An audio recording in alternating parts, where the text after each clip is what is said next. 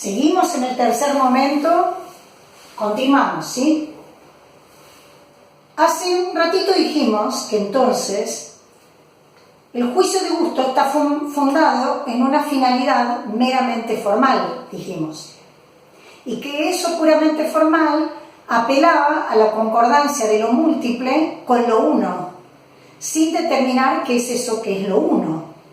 Ahora bien, esto no indica la perfección de ninguna representación.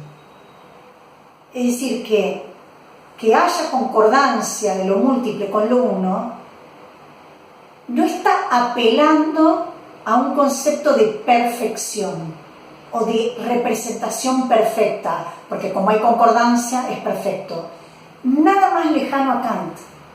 Lo que menos le interesa es la belleza ligada a la perfección, porque si le interesara pensar en términos de perfección, le estaría interesando a Kant lo que indica lo que deba ser una cosa, porque lo que es lo perfecto te indica cómo debe ser la cosa, y vos tratarás de acercarte a esa perfección.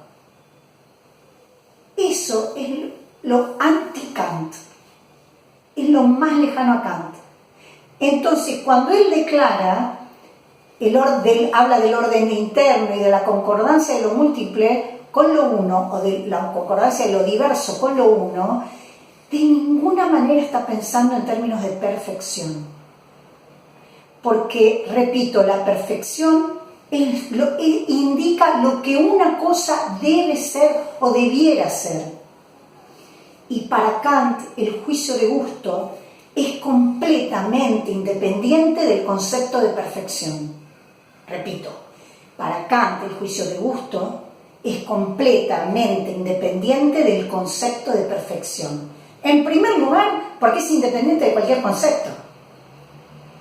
Partamos de ahí, es desinteresado, así que place sin concepto.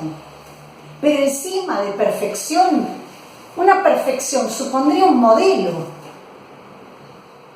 Es lo más lejano a Kant pensar en esos términos. Justamente, hace un ratito aclarábamos que para Kant el tulipán, la belleza del tulipán no significa nada. Es decir, que no hay concepto ahí. Pero entonces, si eso es así, entonces ahora sí estamos en condiciones de distinguir dos tipos de bellezas. Kant denomina belleza adherente a una y belleza pura o libre a la otra.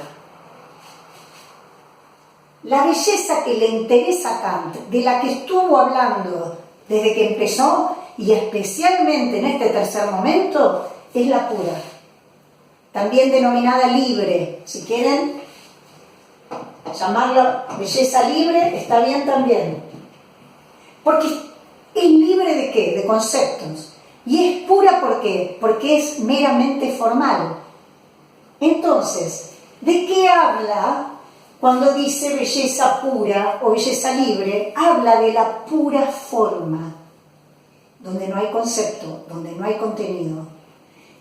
¿A qué se refiere? De los poquísimos ejemplos que tenemos. Fíjense los pocos que hay. Bueno, algunas flores, porque ya nombramos al tulipán, a la rosa. Algunos pájaros, el colibrí es un buen ejemplo. Y fíjense la magia que ocurre cuando están al aire libre y de golpe se acerca un colibrí, todo el mundo se calla y se mira.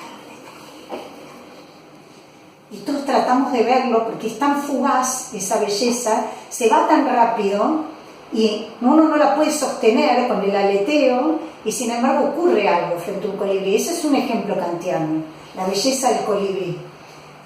Las guardas griegas y los arabescos, noten que es pura forma.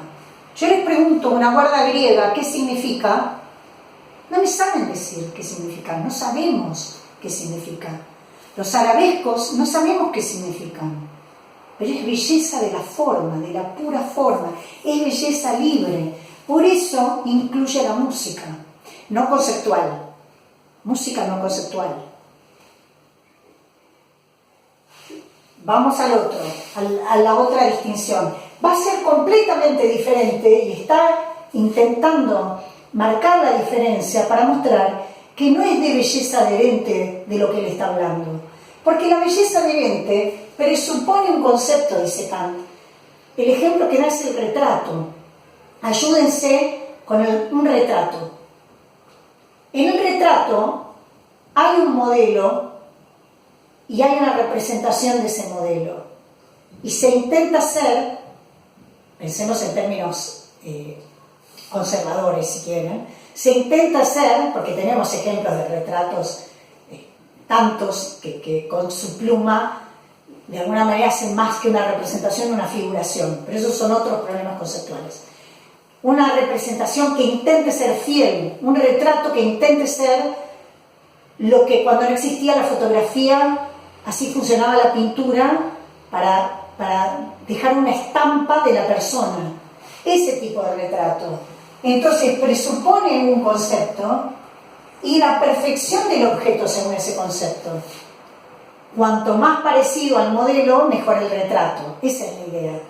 Porque es de imitación con un modelo.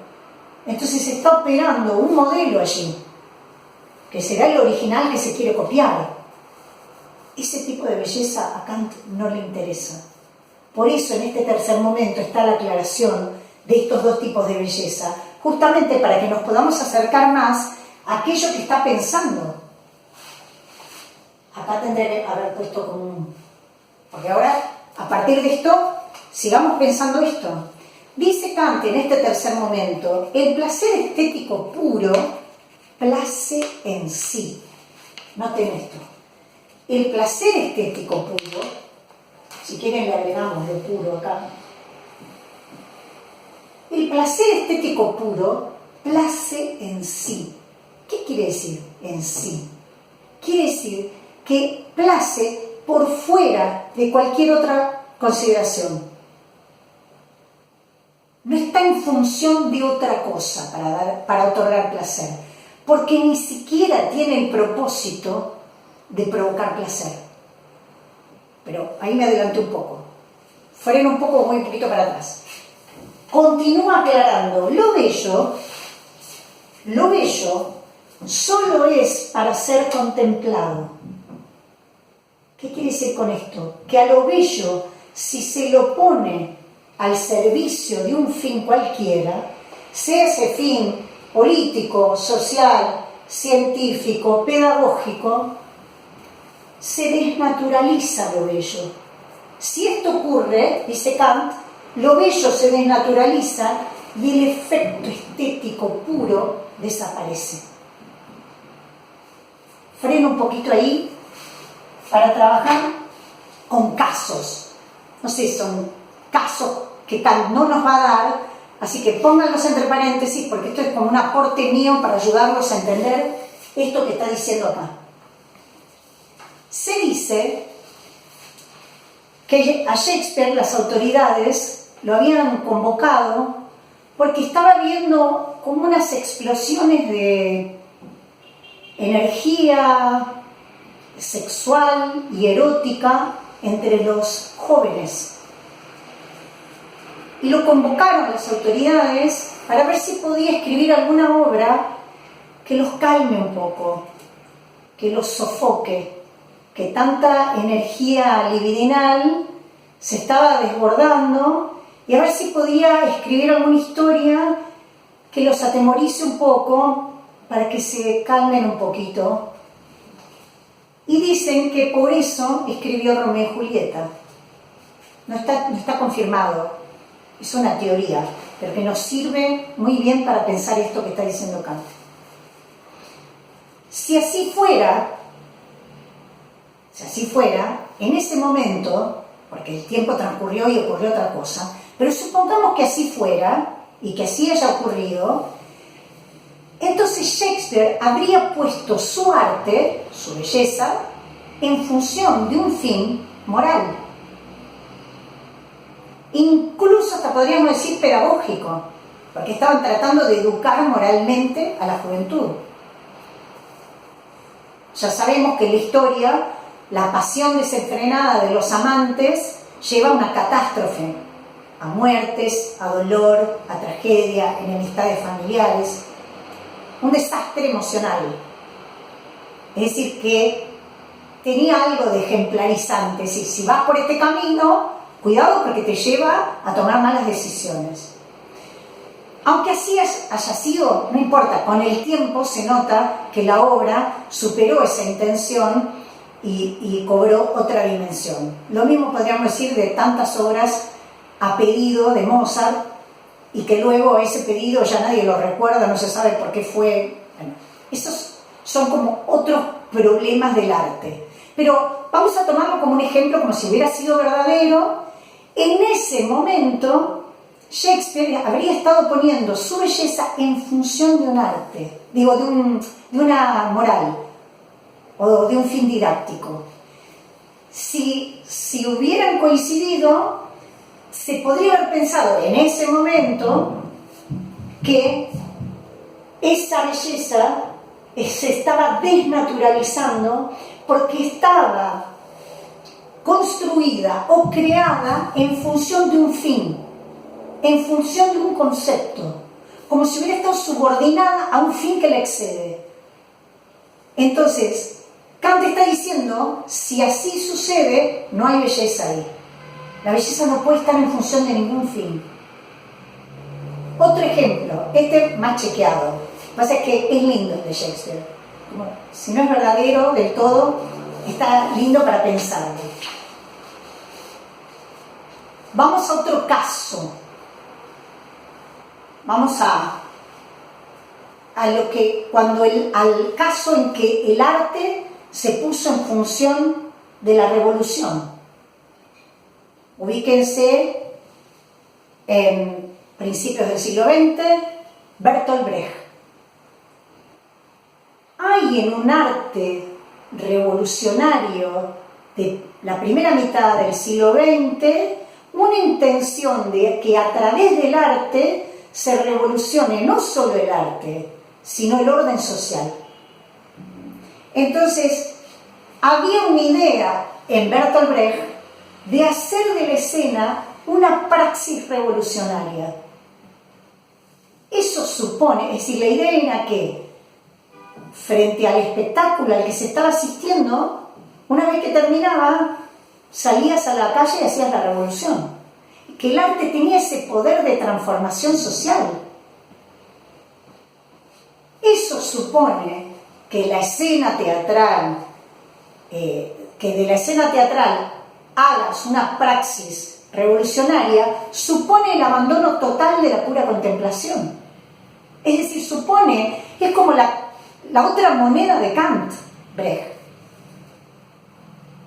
La idea en Brecht era que el auténtico aprendizaje es el que es útil. Y en el arte tenía que haber cierto aprendizaje. Es decir, estás poniendo ya la belleza en función incluso didáctica. No solo revolucionaria y política, sino también didáctica. Porque hay una confianza en que el arte puede transformar el mundo y lo transforma al mundo y a la situación a través del aprendizaje del espectador. Entonces, hay una estética socialista de este tiempo que apostó al realismo, porque era un realismo lo que se trabajaba y se producía, pero entendiendo que ese realismo no podía reducirse a un propósito ingenuo que era duplicar la realidad en una representación. No era ese el propósito. Era un realismo que no intentaba copiar la realidad por la mera copia, sino que había una idea de movilizar la mirada, de educar la mirada, para mostrar las cosas de otro modo. ¿Para qué? Para desautomatizar la mirada. Entonces, si te mostraban las cosas en sus contradicciones, en su complejidad, nos sacaba del lugar donde estábamos acostumbrados a verlas. Entonces, si se mostraban las contradicciones, podían salir a la luz las causas ocultas de algunas maniobras del poder. Entonces, la revolución social y la revolución estética también fue de la mano de una revolución también epistémica, porque tenía que ver con el conocer. Ahora bien, poner a la escena teatral, poner al arte en función de un fin revolucionario, eso sería, para Kant, desnaturalizar el efecto estético puro. Creo que con estos dos ejemplos, que serían contrarios a la estética kantiana, nos podemos dar una idea de por dónde va, en qué está pensando cuando dice que debe placer sin concepto, y el concepto pensado como interés. En ese sentido, y por lo mismo, va a declarar que lo bello es autosuficiente. De esto se trata la autonomía del arte. Lo bello es autosuficiente, lo bello, dice Kant, se basta a sí mismo. Lo bello no puede estar en función de otra cosa, porque si no se desnaturaliza el efecto estético puro. Lo bello, en ese sentido, ni siquiera tiene que... Bueno, yo les podría preguntar, lo bello, pensado así, ¿tiene que tener el propósito de dar placer? Ustedes me tienen que decir, de ninguna manera. ¿Por qué? ¿Por qué de ninguna manera? Por dos razones, que es lo mismo, pero se puede decir de dos maneras. Piénsenlo un poco. La pregunta era, ¿lo bello, según Kant, tiene el propósito de dar placer? La respuesta que ustedes me tienen que decir es no, de ninguna manera. ¿Por qué? Voy a preguntar, lógicamente. Primero, porque el placer está en la base del juicio de gusto. Porque el placer es el fundamento del juicio de gusto. ¿Qué significa eso? Que porque yo siento placer, es que digo, la rosa es bella. Porque yo siento placer, gracias al libre juego de mis facultades, imaginación y entendimiento, siento placer, y cuando siento placer, frente a la representación del colibrí, emito el juicio de gusto, el colibrí es bello. Así que no tiene el propósito, porque si tuviera un propósito, el placer sería el telos del juicio de gusto, sería la meta del juicio de gusto, sería el fin. Y Kant está diciendo que está en la base, está en el fundamento, no al final del juicio de gusto. Entonces, primero, porque en la base del juicio de gusto está el placer, no es la meta. Y segundo, podrían responder, porque el juicio de gusto place en sí mismo. Digamos que lo bello, mejor dicho, lo bello place en sí mismo. No precisa tener algo más para placer. No tiene una meta que cumplir. Porque si tuviera una meta, lo bello tendría un propósito. Y alguien puede decir, bueno, pero es el placer. No, porque el placer no está en la meta, está en la fundación del juicio de gusto, el fundamento. Y porque si así fuera, lo bello estaría en función de otra cosa que no es el mismo. Y esa otra cosa sería el placer. Y no está en función de otra cosa, porque se basta a sí mismo. Entonces, en base a esto, dice Kant, que si la obra de arte, ahora podemos hablar de obra de arte, delata su intención, es decir, su concepto, se esfuma el placer estético puro y se reemplaza por un interés. Y se reemplaza o parcialmente o totalmente por un interés. Aquello que satisface por medio de un concepto no satisface de modo estéticamente puro. Lo que satisface por medio de un concepto no satisface de modo estéticamente puro. Vean la herencia que tenemos, en la desconfianza cuando un arte está en función de una idea, parece, porque tenemos un monstruo kantiano dentro de nuestro, que nos hace desconfiar. Cuando algo, estamos al borde de decir, y es un poco propagandístico, decimos a veces. O si te gustó esa obra de teatro, un poco panfletera o panfletaria, como si la devaluara a la obra. Ese es el espíritu kantiano que vive en nosotros. que pretendemos cierta pureza. Ahora bien, ¿quiénes se enojaron profundamente con Kant? Todas las vanguardias históricas. Las vanguardias históricas, que originalmente son vanguardias revolucionarias, devenidas en vanguardias artísticas, todas las de década del 20, piensen en Duchamp, en el Dada, en el surrealismo, todas ellas operan con conceptos, producen con conceptos. Ni les hablo del arte contemporáneo.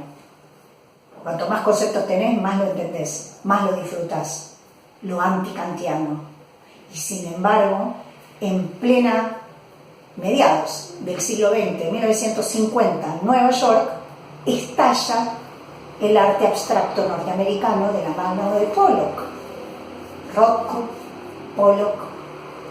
Y toda esa chorreadura de pintura es analizada en pleno siglo XX, es analizada y legitimada por Clement Greenberg con la estética de Kant del siglo XVIII. Ven que es interesante también hacer el esfuerzo por entender a Kant, porque también se entiende mejor el siglo XX y el XXI. Porque gracias a Kant, Pollock se legitima en Nueva York, en esa década del 50, por el encanto de la pura forma libre de concepto. Entonces es muy interesante entrar en la lógica kantiana para ubicarse también en el siglo XX y en todos los debates estéticos del siglo XX. Por lo tanto, y para cerrar, lo bello, declara Kant, es autosuficiente. ¿Por qué? Porque lo bello se basta a sí mismo por la perfecta integración de sus partes, por la armonía perfecta de sus partes. Lo bello es autosuficiente en función de la pura forma y apela a la pura contemplación de la cosa. Por eso se cierra este tercer momento declarando que la belleza es forma de la finalidad de un objeto en cuanto es percibida en él sin la representación de un fin.